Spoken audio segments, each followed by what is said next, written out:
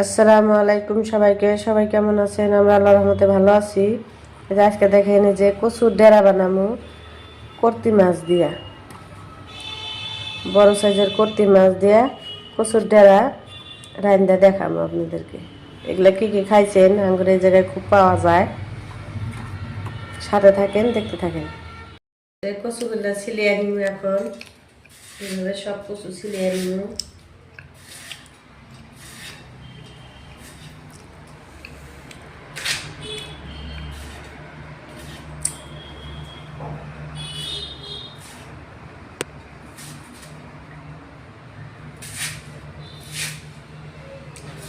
কর্তি মাছের সাইজে কাটিয়ে নিব। কর্তি মাছের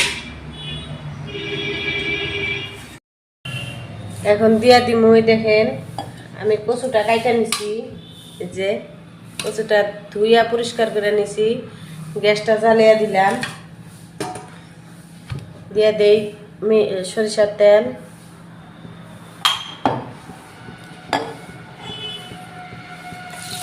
পেঁয়াজ কুচি, কিছু পেঁয়াজের বাটা,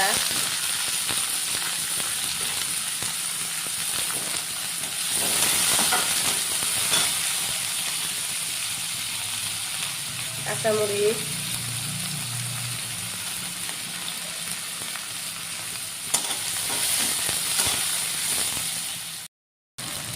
অল্প গোটাল জিরা দিয়ে দিমু সোমবারে, অল্প রসুন দিয়ে দিমু। আমি সবসময় মাছের মধ্যে রসুন খাই। রসুনটা দিলে আমার কাছে ভালো লাগে। বহুত জায়গায় দেখছি আমি মাছের মধ্যে রসুন খাই না, রসুন দিয়ে রান্না করি। দেখেন এখন ভাজা হয়ে গেছে। পেঁয়াজটা আমি যে কচুগুলো যে কাইটা রাখছি দিয়ে দিলাম।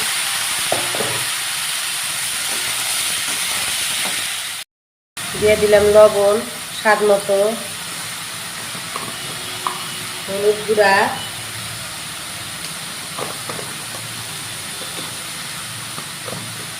মরিচের গুঁড়া,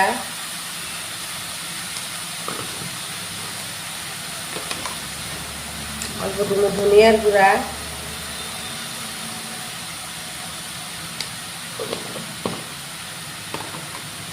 সব বস্তু এখন ভালো করে কষায় নিব।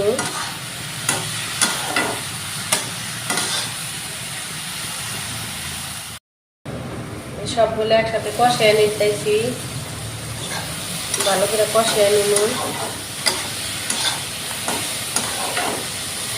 কচুটা একদম নরম হয়ে যায়, এটা দুধ কচু বলি আমরা।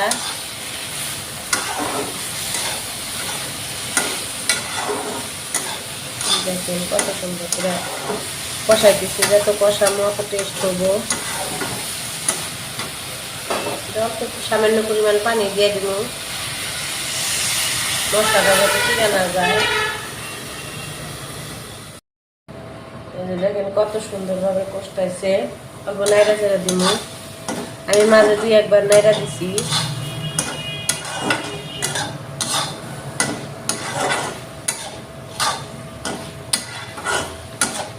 আর অল্প হবো। দেখেন কতখানি কচু ছিল, কতটুকু হয়ে গেল। আমার কচু খেতে খুবই ভালো লাগে।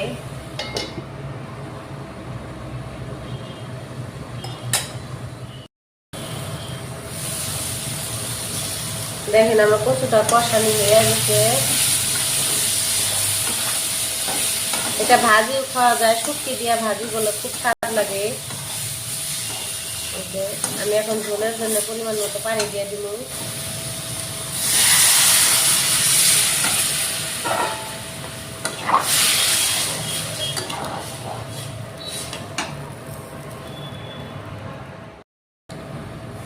দেখেন এই যে কচুর কি অবস্থা।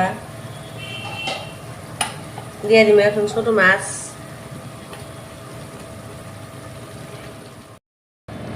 এখন দিয়ে দিব, ঝোলটা শুকিয়ে আসছে। এখন দিয়ে দিব আমি অল্প ভাজা জিরার গুঁড়া,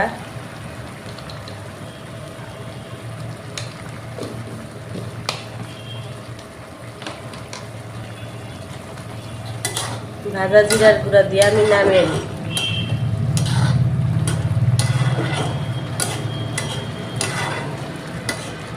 আপনাদেরকে ফাইনাল লুক দেখাই। সবাই আমার পেজটা ফলো করে দিবেন, লাইক কমেন্ট শেয়ার করবেন। আর কেরা কীভাবে বানিয়ে খান এই কচুটা, দুধ কচু, কমেন্টসে জানাবেন। আমরা দুধ কচু বলি, আপনারা আবার কী বলেন জানি না। সবাই কমেন্টসে জানাবেন। সবাই ভালো থাকবেন। আর কষ্ট করে ভিডিওটা দেখার জন্য সবাইকে ধন্যবাদ। আসসালামু আলাইকুম, আল্লাহ হাফিজ। এই দেখেন দুধ কচুর ফাইনাল লুক। এই যে